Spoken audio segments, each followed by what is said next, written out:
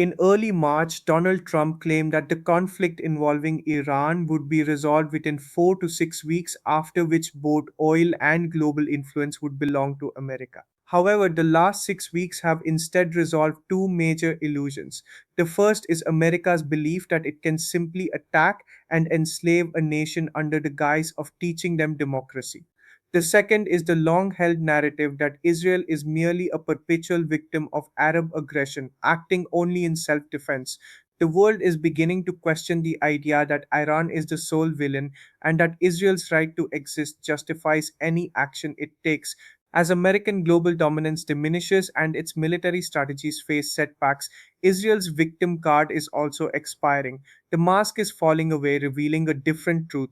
Within the first few weeks of the heightened conflict, Israel's actions demonstrated that it has become a significant threat to global stability. Moving beyond defense, Prime Minister Netanyahu now openly discusses the occupation of foreign lands. Israeli leaders are reportedly planning the takeover of Gaza, Lebanon, and Syria. Immediately following a US Iran ceasefire, Netanyahu took action that stunned even his most vocal American supporters. Despite Lebanon's participation in the ceasefire, Israel launched 100 bombs within 10 minutes, resulting in thousands of casualties. Unfazed, Netanyahu declared that regardless of any ceasefire deals, Israel would continue its military campaign as it sees fit. Using the fight against Hezbollah as justification, the military has targeted civilians, children, journalists, and medical professionals. Consequently, Israel's support base in the United States is eroding. A recent Pew Research study indicates that 60% of Americans no longer view Israel favorably. The American public is gradually awakening to the scale of the brutality, which critics now compare to the darkest chapters of history. There are even reports of the Netanyahu government considering open air detention camps, sparking a domestic revolt in the US. People are questioning how any administration can support a government that no longer heeds American advice. Even within Donald Trump's inner circle, loyal journalists and commentators are abandoning him over the issue of Israel. These influential figures, who were instrumental in his election, are now slamming his stance. Deeply affected by this shift, Trump has taken to Truth Social to criticize his former allies. In response, figures like Candace Owens have suggested that Trump is out of touch and should retire. While much of the world has long been wary of these tactics, America's closest allies, including Spain, France, the UK, and Australia, are now daring to speak out against both Trump's rhetoric and Israeli policies. In the US Congress, Senator Bernie Sanders is introducing legislation to block military aid to Israel. We must ask, has the world finally seen through the propaganda? Is the current campaign worse than the historical atrocities it is being compared to? Why does the international community seem helpless?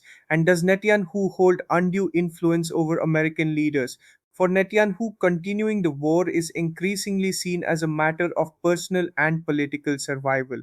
On March 30th, 2026, the Israeli parliament passed a law allowing the execution of Palestinians convicted of terrorism in military courts.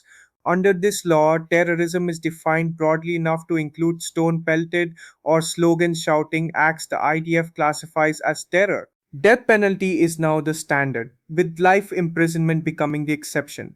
Crucially, this law applies only to Palestinian defendants in West Bank military courts, not to Israelis. The law mandates execution by hanging within 90 to 180 days of conviction and places severe restrictions on access to legal counsel or family. Pushed by far right figures like National Security Minister Itamar Ben Gvir, the law's passage was celebrated in Parliament despite warnings from the UN Human Rights Council that it reinforces a system of apartheid and violates international law. While organizations like Amnesty International call for its repeal and local civil rights groups have petitioned the Supreme Court, the law has sparked global protests from London to Amsterdam. The disparity in justice is stark. Reports from The Guardian suggest that since 2020, virtually no Israeli citizens have been prosecuted for taking Palestinian lives in the West Bank. This perceived immunity has fueled a campaign of violence. While the UN issues condemnations, the IDF continues its operations. Unlike the secret atrocities of the past, modern brutality is often documented by the perpetrators themselves. IDF soldiers frequently post videos of their actions on social media, seemingly unafraid of accountability or court martials. Reports of torture are harrowing. In Gaza, there are accounts of a 1 year old child being tortured in front of his father to extract a confession. Videos on Platform X show soldiers destroying civilian buildings as gifts for family members, burning homes, and mocking the displaced. In the eyes of some extremists, Palestinians are viewed as less than human. The crisis extends to children. Currently, between 350 and 360 Palestinian children are held in Israeli prisons, often without charges or trial. The UN Convention on the Rights of the Child is being openly flouted. Furthermore, over 150 UN personnel have been killed in Gaza, a staggering figure that highlights a total disregard for international protections. Israel has destroyed more civilian infrastructure in the Middle East than any other power in recent years, displacing entire communities and selectively targeting doctors and journalists. Statistics show that Israel has killed more journalists in this conflict than were lost in both world wars combined. While Netanyahu labels Iran the enemy of peace, the UN Special Rapporteur Francesca Albanese has described Israel's use of torture as a state doctrine. The maximum damage strategy used in Gaza is now being applied to Lebanon. On March 22, 2026, the Israeli Defense Minister announced the systematic destruction of Lebanese border villages to create a buffer zone. Far right ministers are openly discussing the annexation of southern Lebanon, aiming for the realization of Greater Israel. This conflict has already forced over 1 million Lebanese civilians to flee their homes, with healthcare facilities and medical staff being targeted under the claim that they are agents of Hezbollah. Even during religious holidays like Eid, illegal settlers in the West Bank have been documented evicting Palestinians and vandalizing schools with hateful slogans.